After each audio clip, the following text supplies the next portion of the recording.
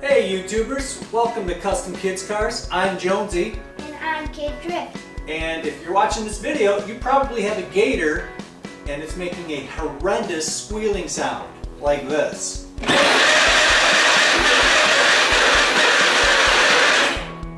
So if that's what's going on with you guys and it's not making crunching, slipping, grinding noises, we can help you out. Basically what it is you have a plastic gearbox like this and the gear is fluttering in there. It's basically a dry gear.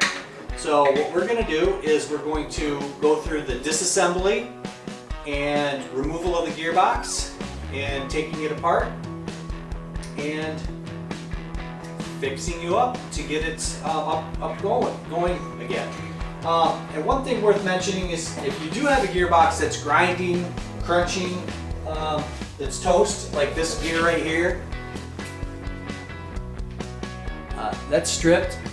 You got to pitch it and get yourself, go online, get the old interweb going and get yourself a new gearbox. And it's cheaper, honestly, to get the gearbox and motor. And just spend a little bit of money so your kids have longer fun and just get new gears and gearboxes if you don't have them. Another thing worth mentioning, you've got to find out what Gator you have. There's the original Gator back in the day that had the Pentagon five-sided driver. They've since been upgraded to the cross drive.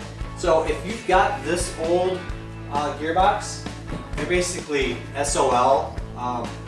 Sorry, you're out of luck because they don't make the wheels for those anymore and they don't sell these anymore. And this one right here is toast too. It's got some stripped gears in there. So it's worth mentioning that they did make green, white, even gray gearboxes for the Gator and the new 12-volt Razor. So that being said, figure out what one you have because there's the older Gator, like I mentioned, that's got the turf saver tires. They're kind of mild, they kind of suck in the grass, but it's got the cross drive. And then they've upgraded to the more off-road wheels here. But anyways, that being said, tools. You guys are going to need some tools for this. So, to start with, I'll just go off the list here. You're going to need some vice grips. Preferably needle nose vice grips. Long neck needle nose pliers, and these right here, if you guys have low patience and your kids are helping you do this, these are a wise investment, and I'll show you what we're going to use those for in the video. Some type of pry bar or flat screwdriver. This is a little screwdriver here that we're going to use to actually get the gearbox apart.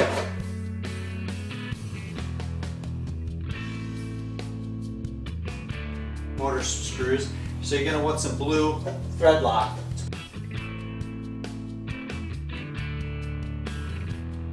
Put it all back together so your motor doesn't vibrate loose and cause more destruction that you just paid money to replace the parts.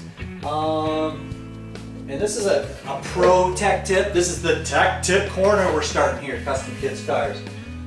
If you are getting brand new gearboxes, what I've found out over the years, this is a brand new gearbox, and there's such tight tolerances that I can literally barely spin the driver. I guarantee that he won't be able to spin that. So what I highly recommend doing is taking it apart and taking a little Dremel and actually sanding around in a couple circles. And I probably might do a little clip of that because that one right there is really not usable and it's putting a ton of resistance on your motors. So it's going to slow things down. It's just causing a lot of strain on those motors. So that's my pro tech tip. That being said, we got the hand tools out of the way. Power tools. You're going to want a number 2 screwdriver or a driver. I don't really use screwdrivers if I don't have to these days. A 13mm or a 1/2 inch socket.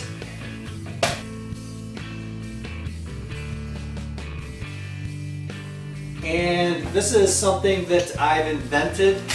It is a seat removal tool.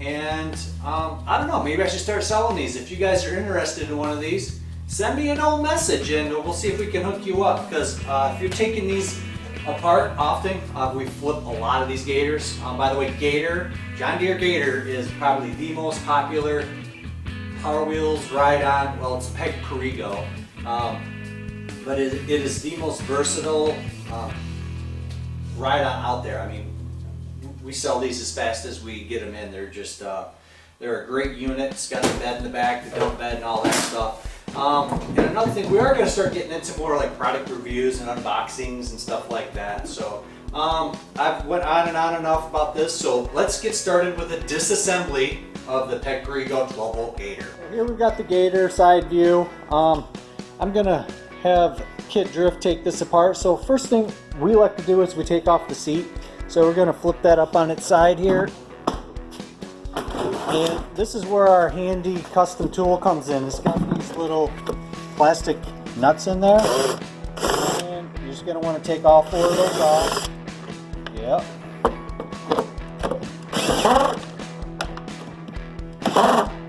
Okay. You put it on tight in there, son.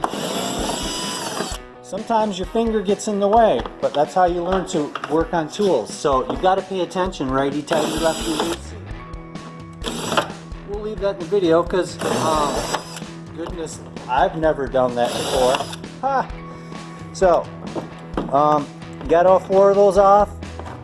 Now you can see if you're doing that by hand, it's going to take you quite a while to undo those, and it gets tedious. So, take the seat, yep, you can put them right in there. Take the seat off. Okay. Next thing we got to do is we got to get this bed off from here. So you're going to want to, this one's actually wore out, it's got a, so you're going to want to pop that off. Boy, that's a tight fit there.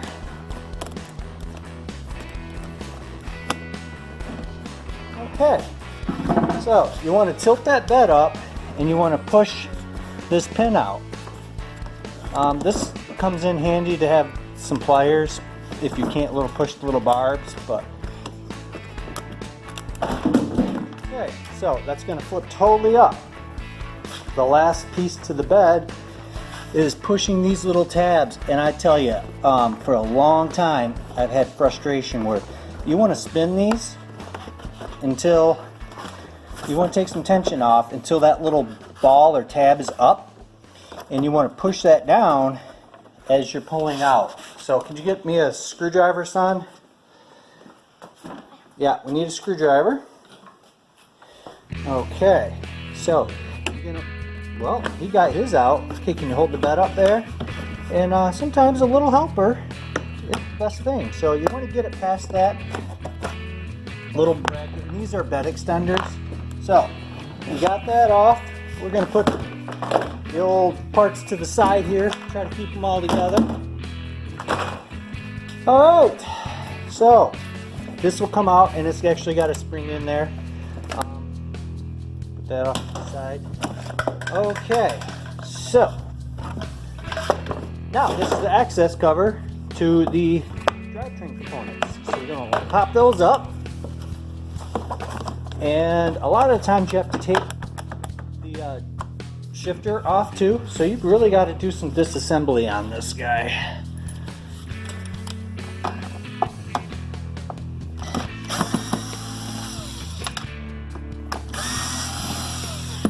Okay, so with the shifter popped up and out of the way, you can actually slide that forward. As you can see, it's got some grooves. Okay. As you can see, this one looks a little different. This is actually one of our many 18-volt conversions that we do on these Gators. So, because you can't put an 18-volt battery up front in a stock location, we do some custom fabrication back here, and we install a charge port on the side. But anyways, this video is about the gearboxes. So, normally when you pop yours open, it's not going to have motors. I mean, batteries right here. with the motors. Okay. Now we've got it all opened up. What you're going to need to do next is pop off a hubcap. So it's got 4 little tabs in there, and what you're going to need is a paint can opener. Oh, got out of frame there, or a screwdriver, and you're going to want to pop that off. Now we're going to get into the tools that we mentioned. Channel locks. You're going to want to put this on the axle, because if you don't, when you go to loosen the axle nut, the axle is just going to spin. So put it on here, loosen, and it holds it in place. So all you got to do is we'll have him hold that up. Kid Drift, go ahead and hold up the unit, and I like to just put the wheel underneath it. Okay, now we're going to slide that axle all the way out, because you can't get the motors and gearboxes without, oh yeah, and don't forget, I've done that before, take your vice grips off, because it won't give up the goat. Alright, so got the axle out. Now the next special tool into our pro tip is underneath this gearbox and motor assembly. You're going to see this big fat bushing. It looks like a marshmallow. Well, the gearbox actually needs to drive into the tub, so you're going to want to grab on to it and pull the marshmallow out. Would you like a bite? Alright, so there's one bushing. Good drift, take the other one out. You want to do it from the other side. Yep. Do it from the front side, because you've got these big pins in your way.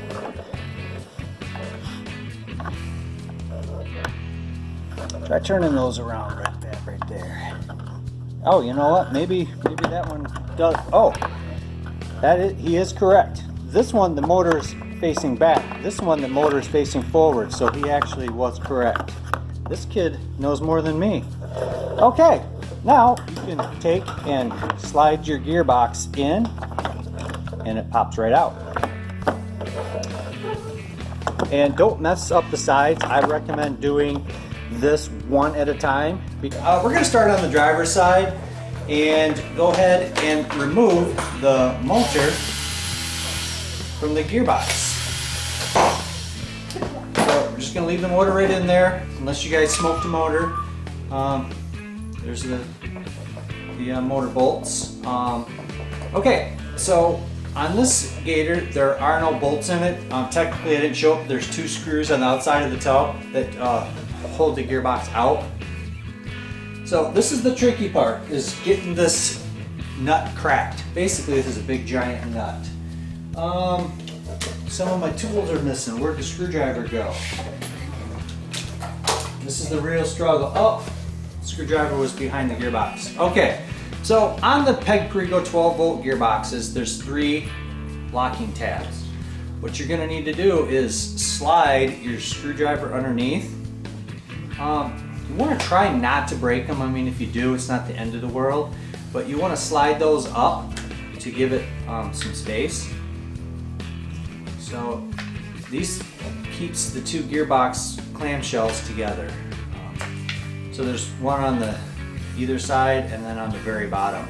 I actually skipped the first one. So I like to leave the screwdriver in there, and I take my paint scrape tool, and I find a fat part of the gearbox where one of the bolts can go, and I work that bad dad in there, because you've got to separate these 2. And be careful, because you could poke yourself or stab yourself with this tool. And basically, you've got to get these 2 pieces apart.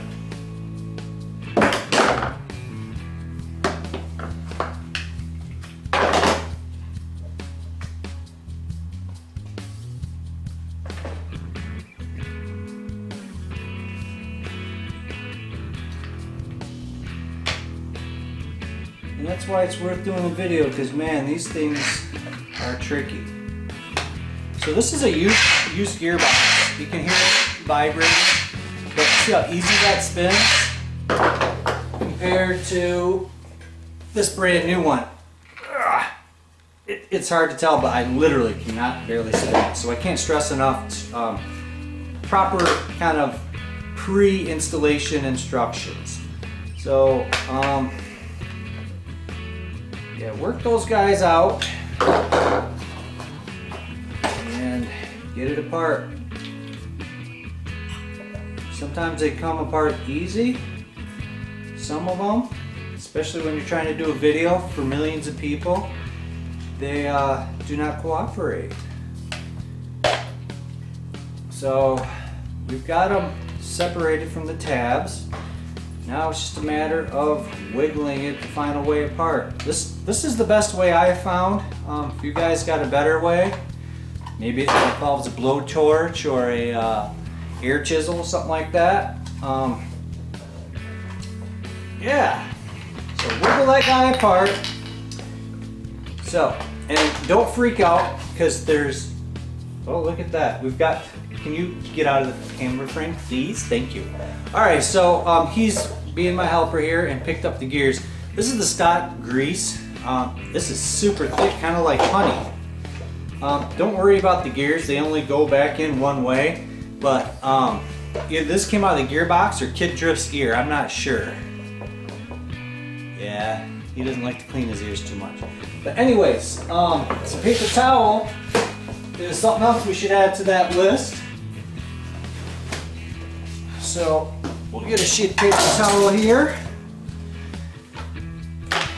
And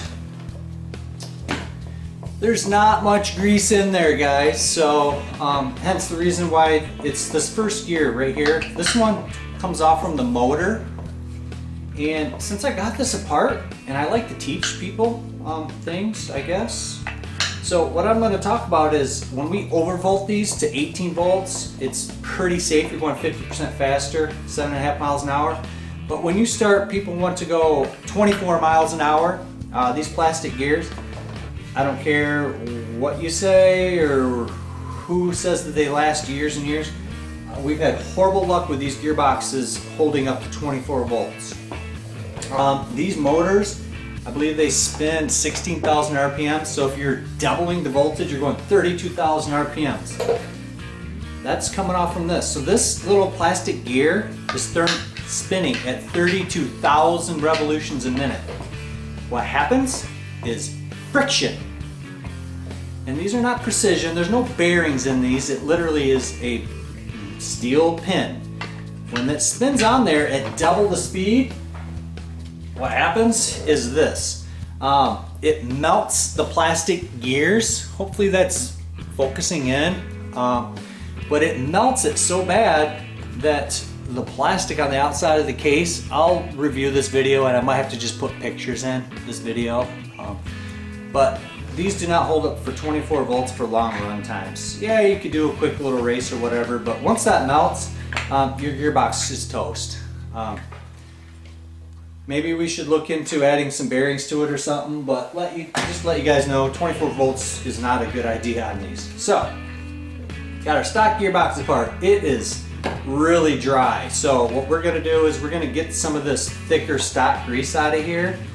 And we've never really shared this before, but what we like to use is high-speed bicycle assembly lube.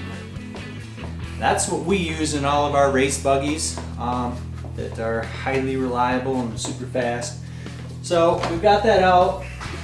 Go to your bike shop, get some assembly lube. We happen to have this Shimano. We've had this tub for 8 years. Get your finger a dab on there, and you're gonna start from the first one here. So you're gonna put that on the shaft. Nice generous amount, and I like to spin it as it goes down. So before I put the next one on, I put a dab on here. And then most of the time when you take these gearboxes apart, one shaft is going to be in one side of the clamshell of the gearbox and one in the other. So we're going to remove this stuff because it is super thick. I mean, it's like a marmalade. Like peanut butter, not quite peanut butter, but this stuff is definitely not going to do its intended job. I can't say what happened with this, but it is thick. So we got that out of there. We're going to put a nice generous amount on the other side. So we're going to put the second gear in its place, and then we're going to put the third gear on where we've already put that. First, so there's no pin in here to hold it in place. So basically we like to grease 4 spots, and then we call this the final outdrive gear. It's going to spin around the other half of the case. So there's your 4 gears. They only go in one spot. You can see that on there, that it's going to line up. So, and again, if you were doing a brand new gearbox, I would highly recommend just taking off just a millimeter on here. Just get rid of that, because as you can see, a used one, I mean, it's already got some build up here where it had to remove it. So this is how you put it together. Just wiggle it together. And you can see that it spins pretty freely. So the last step is doing the exact same thing to this other side, and we're going to spare you that boring detail. So you got your gearbox. You're going to put your alignment bushing in there. We need the motor bolts. Look at that. Got my bolt assistant here. So put those in there. Make sure that they're seated all the way in. And this is where you're going to come into your blue thread lock. Now, it's a red container, but it's blue thread lock. I can't really explain that, but what you want to do is make sure that the is this all in video? Can you see that? It is? Okay. Alright, so you got your screws, and you want to put a little dab of blue Loctite on there. Put your cap back on so it doesn't dry out on you. Alright, now I'm looking at this, and I should have cleaned off this motor because, man, look at this grease. That is some burnt earwax right there. Yeah, this gearbox was making some noises because it was not happy with its lubrication. Alright, let's start that over and put the screws back in. The motor itself only has 2 threaded holes, so you want to line those up. And then don't tighten these too much, guys, because you're going to start putting side load on the gearbox. So just tighten that up so that they're snug. I don't use a torque wrench or anything like that, but that locks it up right there. So then you're going to want to slide that back in place. We need some marshmallows. Okay, and now we're going to need an axle. Actually, we're going to probably move the camera back because I think it's zoomed in. We might change the angle of the camera. I mean, hopefully you guys can figure this out, that these alignment bushings just go in here in line with the axle. And you're going to want to slide the axle through. We're going to go ahead and put the axle into the gearbox. And then you're going to, either by hand or with your long needle nose pliers, align the bushing so that it feeds through the center of it.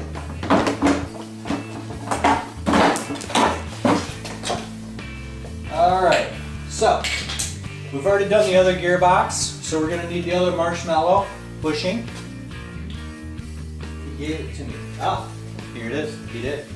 Alright, so on this side you're going to have to line up the bushing first with the axle. Alright, go ahead and feed that through. Okay, and then the next thing you're going to need to do is push it, yeah, give it a little love, tap. And you're going to want to pull the axle all the way through so that when you put the wheel on, it goes all the way through the hub so that you can put the nut and washer on. Okay, you're standing right in front of the camera there. Okay? Okay, so put your channel locks back on there, or your vice grips I should say, not channel locks. Put it forward and tighten that guy up. Tighten it up so much it just spun it right off. So that's nice and tight. And if we put this battery back in, excuse me, we should hear no more death whine.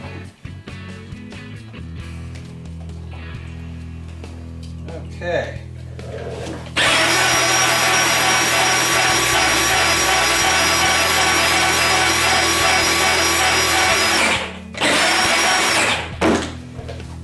All you gotta do is do everything you did in reverse, and that, folks, is how you fix the death whine in a John Deere Perego Gator.